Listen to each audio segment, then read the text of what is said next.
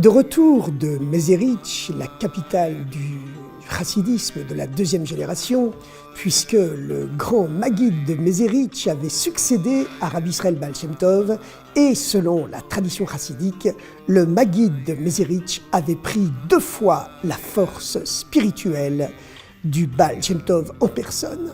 C'est la raison pour laquelle, dit-on, le Baal Shem Tov avait eu 60 disciples dans sa yeshiva, les fameux Shishim Giborim, les 60 héros du Cantique des Cantiques, du Shir HaShirim. Et le Maguide de Mézéric, lui, eut exactement le double, 120 disciples dans sa yeshiva.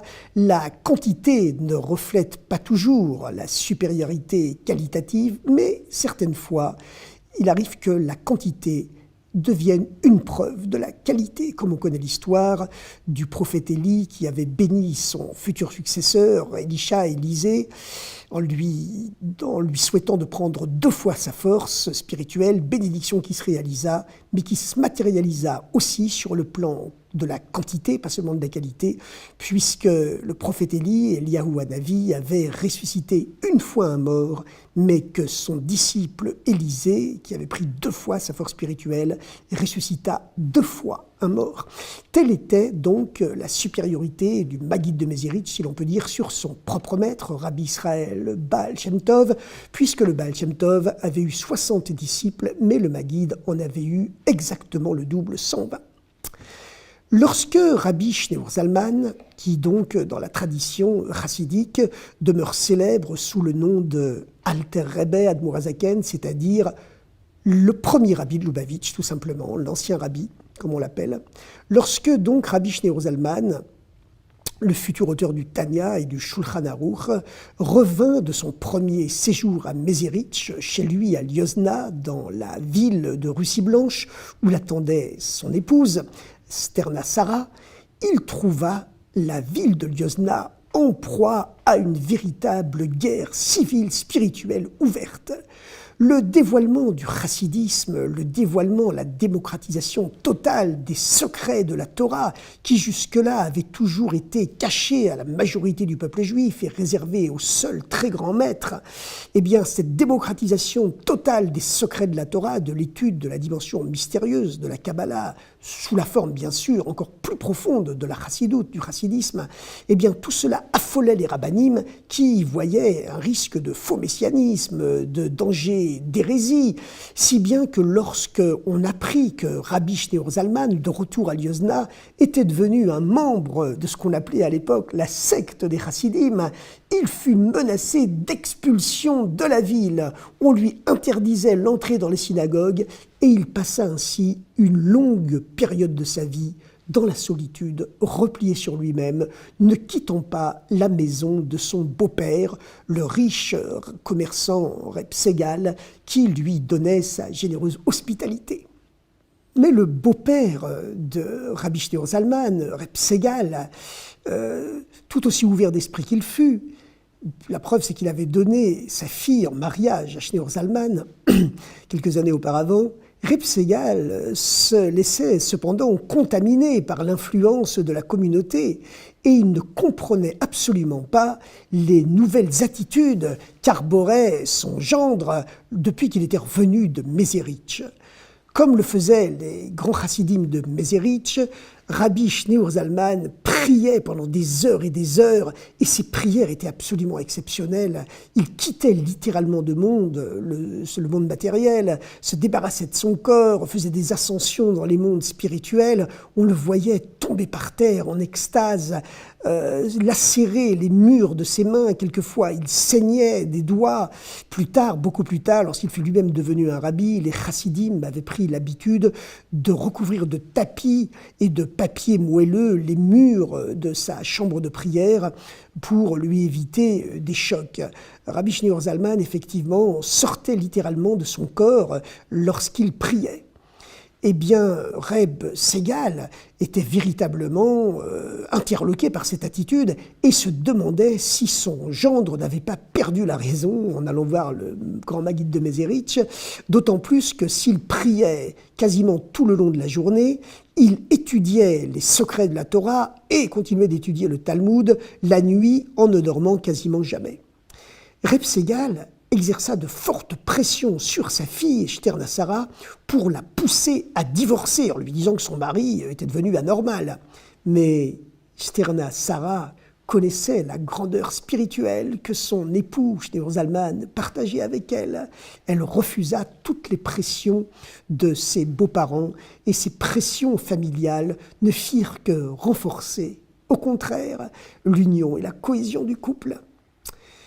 Et Rabbi Shneur Zalman profita finalement de cette période de solitude où il était devenu un éternel incompris pour progresser dans le silence et pour s'élever dans sa spiritualité. Reb Segal, le beau-père de Shneur Zalman, commença alors à prendre des mesures de représailles, de rétorsion. Il ne donna plus rien, plus aucun argent à Shneur Zalman. Le soir, il lui enlevait les chandelles, il n'y avait pas encore l'électricité, mais Shneur Zalman étudiait alors à la lumière de la lune pendant toute la nuit. Et il avait beau, lorsqu'il arrivait très tard de la synagogue, lorsqu'il y allait encore, puisqu'il priait beaucoup plus longtemps que toute la communauté, eh bien, on lui faisait savoir qu'il n'avait plus rien à manger. C'était pas grave, il se nourrissait de pain et d'eau, comme les maîtres du temps passé. Au bout d'un certain temps, Rabbi Shneur Zalman décida de retourner encore à Mézérich. Sur le chemin de Mézérich, sa renommée avait déjà franchi le cercle de tous les adeptes du chassidisme qui devenait de plus en plus majoritaire dans les communautés juives d'Europe centrale, malgré ou peut-être grâce à l'opposition qu'il avait rencontrée au départ. Eh bien, Rabbi Shneur Zalman passa dans la ville de Kojetz, chez le célèbre Rabbi Pinchas de Koretz, qui avait été un des grands disciples du Baal Shem Tov. Rabbi Pinchas de Koretz tenait absolument à prendre Shneur Zalman comme disciple personnel. Il fit tout pour le retenir à Koretz et le garder comme son meilleur élève. « Reste chez moi », insista-t-il auprès de Rabbi Shneur Zalman, « reste chez moi et je t'apprendrai le langage secret des oiseaux, le langage du vent dans les arbres, le langage des animaux. Et je t'apprendrai à faire des miracles, à guérir les malades, à deviner ce qui se passera dans l'avenir. » Rabbi Shneur Zalman répondit, « Ce qui m'intéresse de comprendre, c'est ce que chaque juif doit savoir, chaque juif de base doit savoir, c'est-à-dire la compréhension profonde du mystère de l'unité céleste de Dieu et de l'unité terrestre de Dieu avec son monde. Et cela, on l'apprend très bien à Mézérich. » Lorsque Rabbi Shneur Zalman s'approcha de Mézérich, le Maguide de Mézérich en personne sortit de la ville à sa rencontre et lui dit « Viens, je t'apprendrai le secret de l'unité céleste et celui de l'unité terrestre, dit-il sur un ton ironique. Mais tu dois savoir que un futur rabbi doit apprendre à faire des miracles. Je t'apprendrai donc aussi le langage des oiseaux et celui des animaux, ainsi que celui du vent dans les arbres. » Rabbi Shneur Zalman resta longtemps à Mézérich. Le Maguide fit tout pour qu'il devienne le maître élève de son propre fils unique, celui qu'on surnommait Avraham, le Malach, l'ange. Le fils unique du Maguide de Mézérich était en effet quelqu'un de totalement coupé du monde, d'où lui venait son surnom de Malach, d'ange coupé des choses terrestres.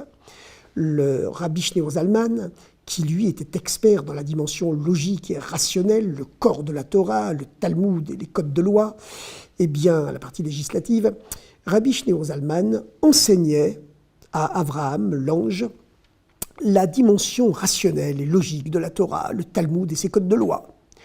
Par contre, Avraham, l'ange, enseignait en retour à Rabbi Shneur Zalman la dimension profonde, secrète de la Torah, la Kabbale et les secrets de la Chassidoute.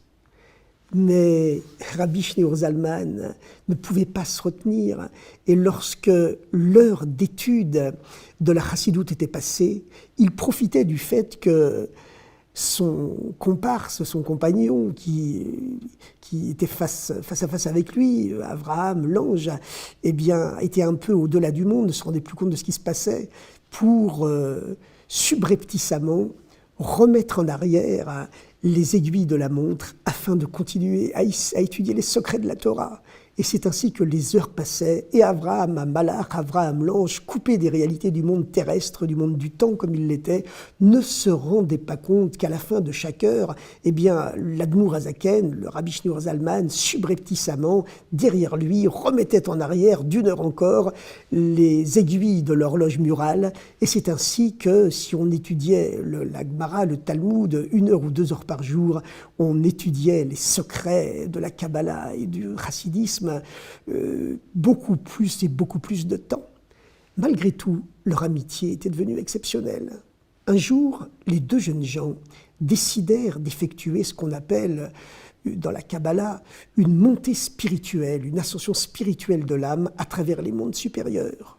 Cette dimension a toujours existé dans le judaïsme depuis des milliers d'années. On en parle dans le Talmud, à travers notamment cette fameuse histoire du Talmud où 4 grands maîtres ont pénétré dans le Pardes, le jardin des secrets, des mystères du judaïsme, et que sur les 4 hommes, un a quitté son corps, quitté le lien avec le monde et est donc mort. Un autre est revenu sur terre, hérétique, révolté contre le judaïsme. Le troisième eh bien, est devenu fou, et seul Rabbi Akiva est monté en paix et redescendu en paix. C'est à cette aventure périlleuse que se livrèrent Rabbi Shneur Zalman et le fils unique du Maguide de Mézérich, le Malach. Tous deux s'entourèrent dans un grand cercle et commencèrent à méditer sur les secrets de la Kabbalah qui poussent l'homme à quitter son corps. À un moment donné, Rabbi Shneur Zalman se rendit compte que le Malach était vraiment en danger car il était en train de quitter son corps pour toujours. Rabbi Shneur Zalman bondit, attrapa son compagnon, le sortit du cercle, le secoua pour le ramener à lui et l'emmena reprendre contact avec le monde matériel en lui cuisant et en lui donnant à manger des bons beignets à l'huile bien dorée. Pourquoi des beignets à l'huile ? On explique que l'huile, ce liquide qui ne se mêle à rien, mais qui en même temps pénètre tout, eh bien justement symbolise les secrets les plus profonds de la Torah, cette fameuse chassidoute qui est même encore supérieure à la Kabbalah, puisque la Kabbalah, les secrets de la Torah traditionnelle, qui jusqu'à la révélation, à la révolution chassidique n'étaient réservés qu'aux très grands maîtres, à des élus exceptionnels, eh bien la Kabbalah est comparée au vin. Le vin rentre, le secret sort, dit-on, et la valeur numérique du mot yaïn, le vin, est égale à celle du mot sod, le mystère. Mais la Kabbalah, justement, est réservée à de très grandes âmes, à des êtres exceptionnels. Tandis que la chassidoute, elle, est comparée à l'huile, qui flotte même au-dessus du vin, comme au-dessus de tous les autres liquides, ce qui témoigne d'une dimension spirituelle supérieure encore à celle du vin, à celle de la Kabbalah traditionnelle. Mais le grand atout, la grande caractéristique de l'huile, du symbole de l'huile, du symbole spirituel de l'huile, c'est que l'huile, même si elle surnage au-dessus de tous les liquides, y compris du vin, sans se mélanger à quoi que ce soit, elle possède cette double particularité que bien qu'elle ne se mêle à rien, elle réussit à tout pénétrer.